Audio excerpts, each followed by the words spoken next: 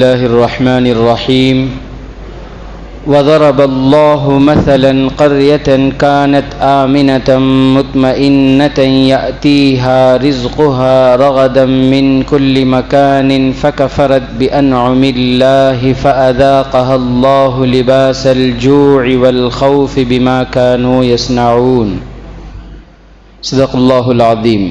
رب ذوالجلال کا بے انتہا کرم، اس کا فضل اور احسان، اللہ تبارک و تعالی نے ہمیں روزہ رکھنے اور تراویح پڑھنے کی توفیق عطا فرمائی۔ دعا فرمائے اللہ تعالی ہمارے روزے اور تراویح کو قبول فرمائے۔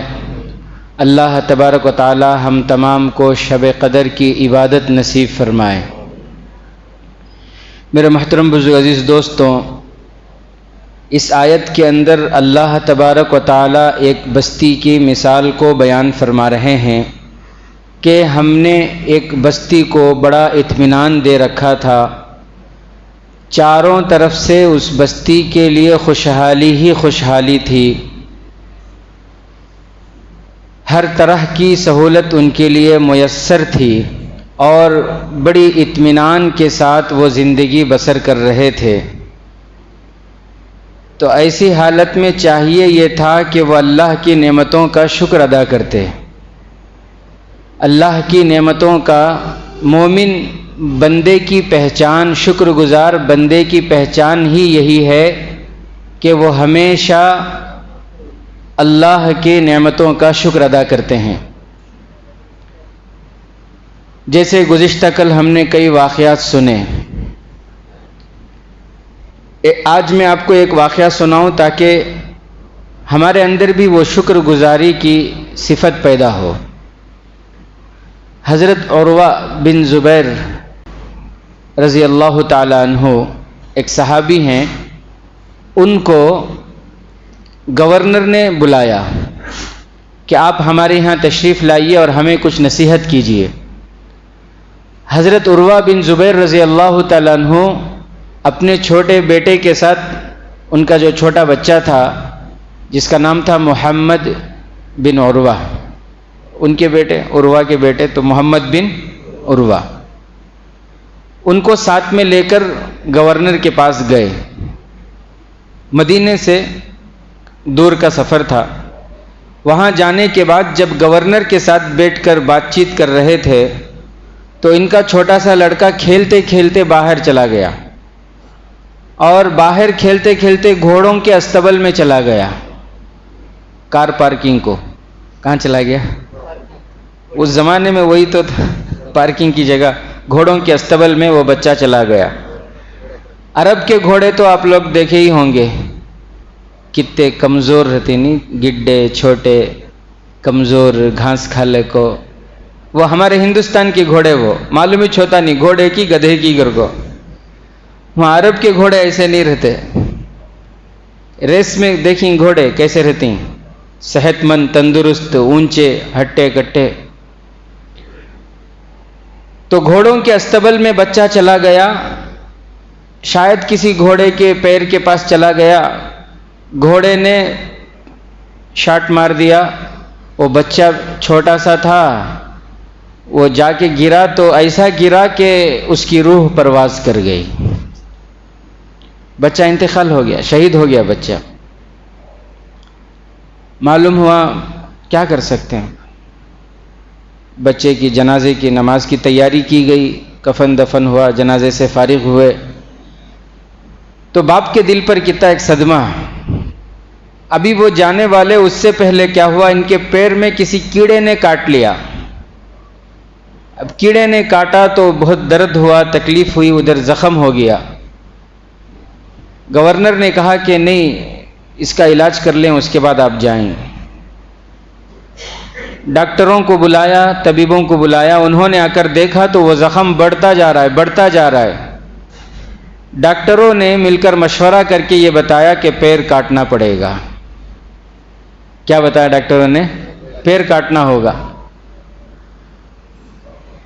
تو عروہ بن زبیر رضی اللہ تعالیٰ عنہ نے فرمایا کہ ٹھیک ہے، پیر کاٹنا ہے تو کاٹ دو۔ ڈاکٹروں نے کہا کہ اگر پیر نہیں کاٹیں گے تو پھر جان کو خطرہ ہے، یہ زخم بڑھتے بڑھتے پورے جسم میں پھیل جائے گا، جان کو خطرہ ہے، اس لیے فوراً پیر کاٹنا ہے۔ تو حضرت عروہ رضی اللہ تعالیٰ عنہ نے فرمایا ٹھیک ہے، پیر کاٹ دیجئے۔ اس زمانے میں آپریشن سے پہلے اب جو دوائیاں وغیرہ انجیکشن وغیرہ نکل چکی ہیں، اس زمانے تو ایسی سہولتیں نہیں تھیں نا، اس زمانے میں ایسی سہولتیں نہیں تھیں۔ تو ڈاکٹروں نے یہ کہا کہ ہم آپ کو بے ہوش کریں گے، بے ہوش کی حالت میں ہم آپ کا آپریشن کریں گے، آپ کا پیر کاٹیں گے، اور آپ کو بے ہوش کرنے کے لیے ہم آپ کو شراب پلائیں گے۔ کیا کریں گے؟ شراب پلائیں، ہم آپ کو شراب پلائیں گے۔ اب شراب کے نشے میں ہوں گے، بے ہوش ہوں گے، شراب کے نشے میں ہوں گے، اور اسی حالت میں ہم آپ کی سرجری کر دیں گے، آپ کا پیر کاٹیں گے۔ تو حضرت عروہ بن زبیر رضی اللہ تعالیٰ عنہ نے فرمایا کہ یہ تو نہیں ہو سکتا کہ میں شراب پیوں، میں نے تو شراب ابھی تک سونگھی بھی نہیں، تو شراب تو میں نہیں پی سکتا۔ فقہا نے مسئلہ لکھا ہے کہ اگر کوئی انسان سخت پیاسے کی حالت میں ہے اور وہاں پینے کی کوئی چیز نہیں ہے، پیاس بجھانے کی کوئی چیز نہیں ہے، نہ رس ہے، نہ جوس ہے، نہ جو ہے پانی کا کوئی خطرہ ہے، سوائے شراب کے کچھ نہیں ہے، اور اتنی سخت پیاس لگی ہے کہ اگر وہ پیاس نہیں بجھائے گا تو اس کی جان چلے جائے گی، تو ایسی صورت میں چند خطرے پی کر اپنی جان کو بچا لے، جائز ہے، اس پر کوئی گناہ نہیں ہوگا۔ یہ فقہا نے مسئلہ لکھا ہے۔ ایک انسان کھانا کھا رہا تھا، کھاتے کھاتے نوالا حلق میں اٹک گیا، اس کے نہ نیچے اتر رہا ہے نہ باہر آ رہا ہے۔ اب جلدی کوئی لکوڈ چیز، کوئی پانی وغیرہ پینا ہے تاکہ یا تو وہ اندر چلا جائے یا پھر باہر آ جائے۔ پانی کچھ نہیں ہے، اور ایسی جگہ ہے کہ وہاں شراب کے علاوہ کچھ نہیں ہے، پانی وغیرہ کچھ نہیں ہے، تو صرف شراب ہے۔ تو تھوڑا سا ایک دو گھونٹ تاکہ وہ حلق میں نیچے اتر جائے یا باہر آ جائے، شراب کا استعمال جائز ہے۔ فقہا نے یہ مسئلہ لکھا، گناہ نہیں ہوگا، لیکن دوا کے طور پر استعمال کرنا ہرگز بھی جائز نہیں۔ کئی کو پیتا ہوں غم بھلانے کو، وہ سب جائز نہیں ہے، صحیح بات ہے۔ تو دوا کے لیے استعمال کرنا بالکل بھی جائز نہیں ہے۔ تو حضرت عروہ رضی اللہ تعالیٰ عنہ نے فرمایا کہ یہ تو نہیں ہو سکتا، میں تو شراب نہیں پی سکتا میں۔ تو ڈاکٹروں نے مشورہ کر کے کہا کہ ٹھیک ہے، اگر آپ شراب نہیں پیتے تو ہم آپ کو ایسی دوا کھلائیں گے جو نشہ آور ہے، یعنی اس دوا کے کھانے کے بعد آپ کو نشہ آ جائے گا۔ حضرت عروہ رضی اللہ تعالیٰ عنہ نے فرمایا بھائی آپ میرا آپریشن کرو گے، اس پر مجھے تکلیف ہوگی، اور تکلیف پر میں صبر کروں گا تو مجھے اللہ اجر دے گا، تو میں اجر کو کیوں ضائع کروں یہ دوائی وغیرہ کھا کر، یہ نشہ آور دوا جو کہ جائز نہیں ہے شریعت میں، اسے کھا کر میں اپنے اجر کو کیوں ضائع کروں، میں نہیں چاہتا کہ میں وہ دوا کھاؤں۔ تو ڈاکٹروں نے مشورہ کیا کیا کرنا، پھر تھوڑی دیر کے بعد دیکھے تو 4 پہلوان آ گئے روم کے اندر، اچھے ہٹے کٹے زبردست 4 پہلوان۔ حضرت عروہ رضی اللہ تعالیٰ عنہ نے پوچھا کہ یہ کیا ہے؟ ڈاکٹروں نے کہا کہ ہم آپ کا آپریشن کریں گے، تو ہو سکتا ہے آپ چیخیں، چلائیں، حرکت کریں، تو آپ کو پکڑنے کے لیے، تاکہ یہ آپ کے ہاتھ پیر پکڑیں گے اور ہم آپ کا آپریشن کریں گے۔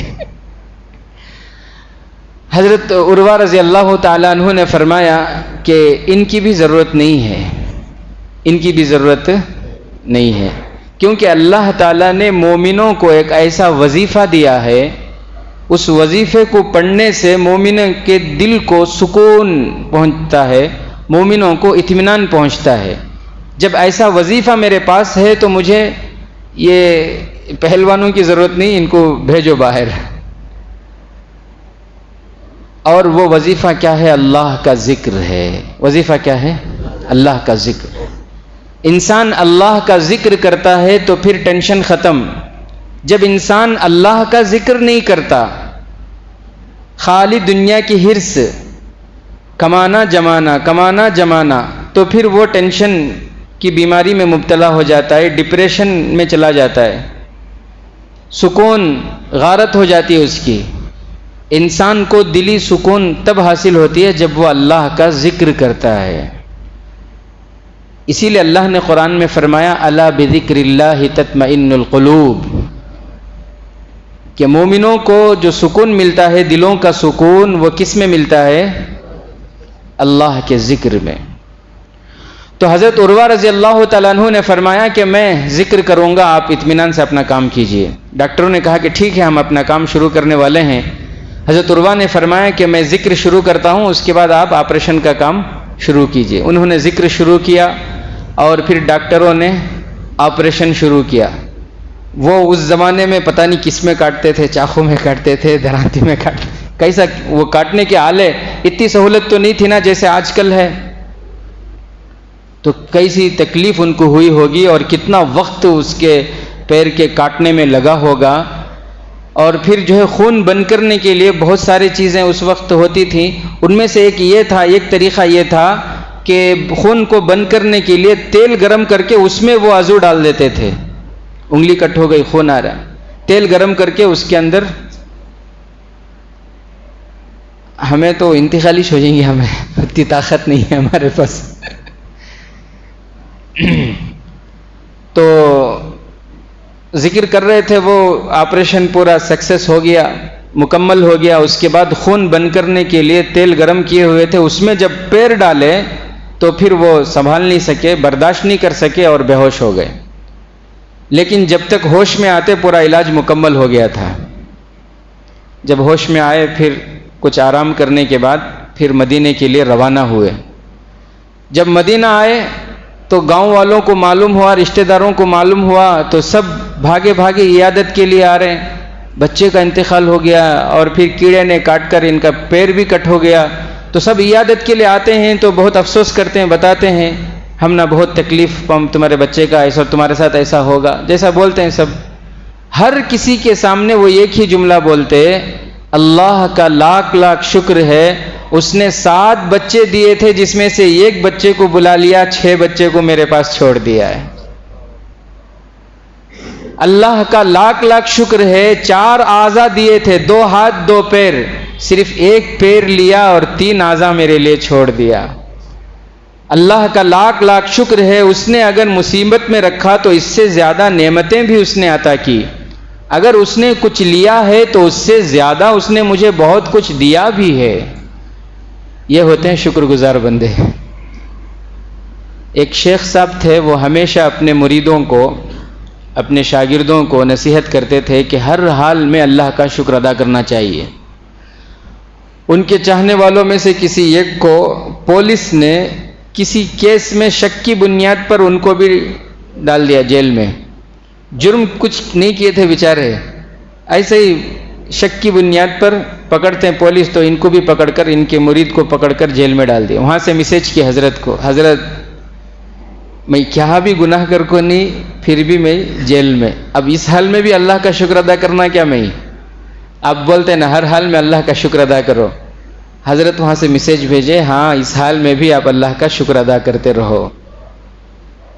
پوچھے انہوں، میں کیا بھی جرم نہیں کیا، میں نے کوئی جرم نہیں کیا، مجھے جیل اور پھر پیروں میں بیڑی. اس حال میں بھی ان کے حضرت نے فرمایا اس حال میں بھی اللہ کا شکر ادا کرو. کچھ دنوں کے بعد اسی جیل میں ایک مجوسی، آگ کی پوجا کرنے والا آیا، جس کے گلے میں ایک زنار تھا. وہ ایک چین ہوتی ہے جو غیر ایمان والے کی پہچان ہوتی ہے کہ اس کے دل میں ایمان نہیں، وہ غیر ایمان والے کی پہچان ہے. جس کے گلے میں وہ ہے سمجھو کہ اس کے دل میں ایمان نہیں ہے. وہ شخص آیا اسی جیل میں. پولیس والوں کے پاس وہ ایک ہی یہ تھی، وہ بیڑی، اس کے علاوہ اور بیڑی نہیں تھی. اب یہ دوسرا قیدی کیا کرنا، پولیس والے سوچ کر اس کی بیڑی کھول کر ان کا ایک پیر، ان کا ایک پیر. اب بیڑی ڈالنا نا دونوں قیدی کو، تو وہ ایمان والے کا ایک پیر اور یہ مجوسی کا ایک پیر ڈال دیا. اب تو بڑی مصیبت ہے. اب فارغ ہونا بولے تو بھی ایک جنا جپلے کرنا وہاں سکھڑ کو. اب انہوں فارغ ہوئے بستا انہوں فارغ ہونا، بڑی مصیبت. پھر حضرت کو خط لکھے، حضرت دیکھو ایسا ہوگا نا پھر. تو حضرت پھر جواب میں لکھے کہ اس حال میں بھی اللہ کا شکر ادا کرو. تو وہ پھر خط لکھے کہ حضرت برائے مہربانی مجھے سمجھاؤ کہ میں نے غلطی نہیں کی جیل میں، میرے پیر میں جو ہے بیڑیاں ڈال دی گئی، اور پھر اوپر سے یہ ہوا کہ اس بیڑی میں جو ہے ایک مجوسی، ایک غیر ایمان والے کا پیر بھی جو ہے میری بیڑی کے اندر ڈال دیا گیا۔ ایسی تکلیف کے اوپر تکلیف، اب بھی میں اللہ کا شکر ادا کروں؟